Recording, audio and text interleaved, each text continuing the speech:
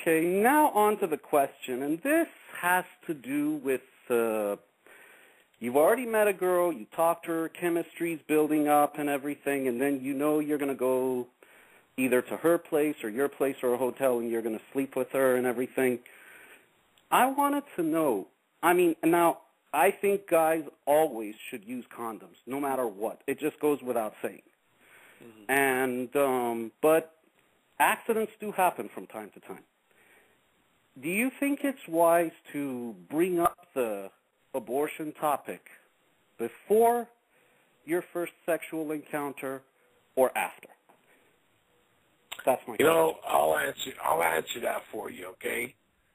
You sound like a lot of my students, and you want to bring up subjects that can only get you in trouble.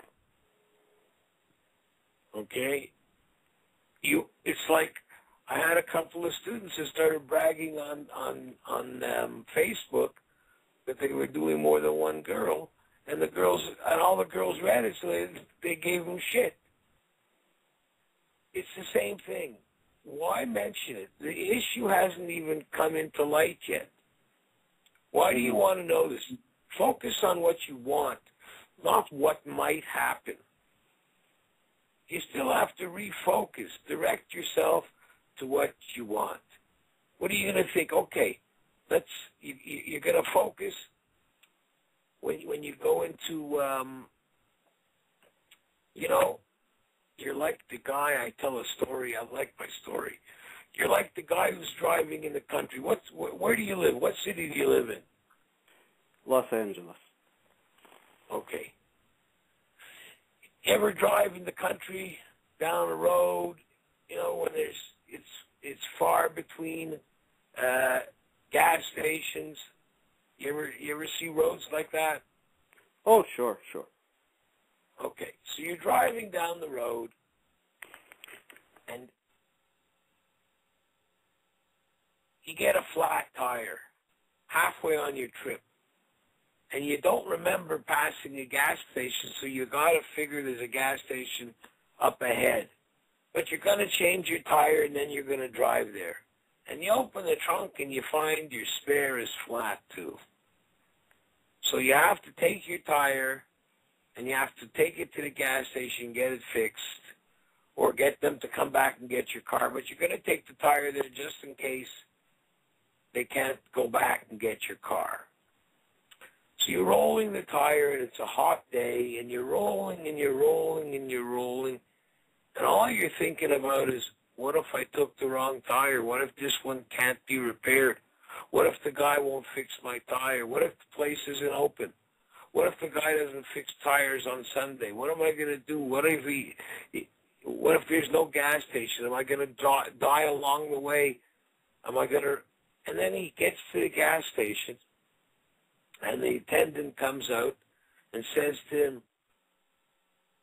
what can I do for you? And the guy lifts up the tire and throws it out. Take the fucking tire and shove it up your ass. Because he's so worked up on what he's thinking is going to happen. That's your main problem. Everybody's thinking, what's the woman going to say to me? What's going to happen? You want to know what the future is. It's so irrelevant. You're not going to fuck in the future. You're going to fuck now. Don't think what's going to happen the next time you fuck her. What happens if you fuck her and you don't like her? Don't fuck her again. That's right. You're going to worry about that? So you know what? I'm not going to pick her up because I might not like her after I fuck her. So I won't pick her up. But accidents sometimes do happen. I mean, what would you suggest? Wait till they happen. Hang on a minute. What are you worried about this? What about crossing the street? You cross the street once in a while? You know what? Happen, so maybe you should just stay home and avoid everything.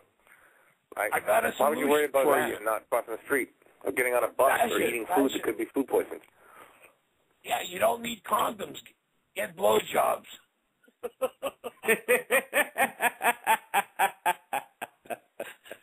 Yeah, it's funny. That was a point that was made by your answer is, David and myself during the direct dating summit is that there was at least a handful of guys who would always ask these questions. And those were the ones that David was really getting on their case, and to a slightly less extent, me too. But guys would ask these hypothetical questions like, well, what if I approach a woman and she says this, or she does this, or she reacts this way? And I noticed David would always ask, has this happened to you? And if they said no, David would basically tear them one. He just punched him right in the nose. It was the 3 guys that got broken noses. It was amazing. Yeah, I mean, but it's, people. David is right, and I wholeheartedly. This is one area. Well, we agree on a lot of areas, but this is definitely one area where he and I are just alike. When I approach women, I don't try to predict or anticipate how they're going to respond. I just approach women, and I think about what is my desire. Like, why am I approaching this woman? Is it because I want to get my dick sucked? Is it because I want to have a one-night stand, a weekend fling, 3 months of casual sex, a long-term, whatever my desire? And then I just say what I got to say. But yeah, too many people. And David, I don't want to pick on your student, but the one student in Amsterdam. Oh my God. Oh yeah, he was bad, eh? Oh man. I mean, I hate to pick on this guy because he's a nice gentleman, but along the lines of what we're talking about, that was his main bad habit. He was constantly concerned with potential reactions and potential responses. And oh my goodness, it was frustrating being around. Matter of fact, David at one point just he was like, "Alan, you take him for a while. I'm tired of talking to him." But and I know for some guys, that is a challenge, and I try my best to be patient with guys. Like I said, I've talked to guys in consultations who have never even gone up to a woman and said hello. Like I was talking to one guy, he was from Europe. He was like in his early 30s, and he said he had never just gone up to a woman and said, "I think you're attractive." And I was like, "You mean like never ever in your life?" He said, "Nope."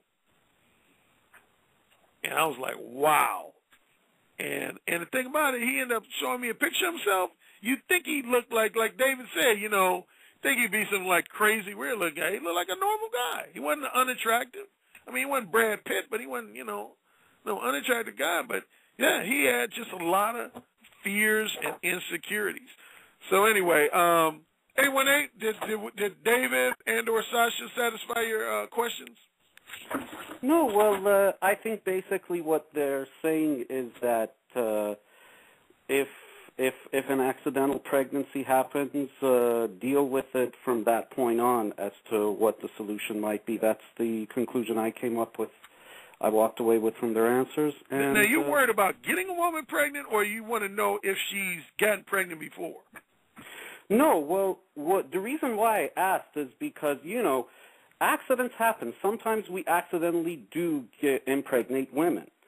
And in that case, what I thought would be the wise thing to do was before having sex with her, just simply ask her, if an accident happens, would you abort? And if she says no, you got 2 choices. You could either stay or you could just simply have abort. I mean, I got to say, that's like the worst question you could actually ever ask a woman right before having sex with her. I know we're just supposed to have sex, but just out of curiosity, say you get knocked up. What do you think, abortion or not? You want to have a kid? That's like you might as well just cut her clit off, because that's just not going to make things sexy at all.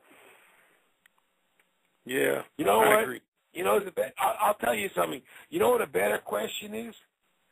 Ask her like this. If I bite on your clit, will you be in pain?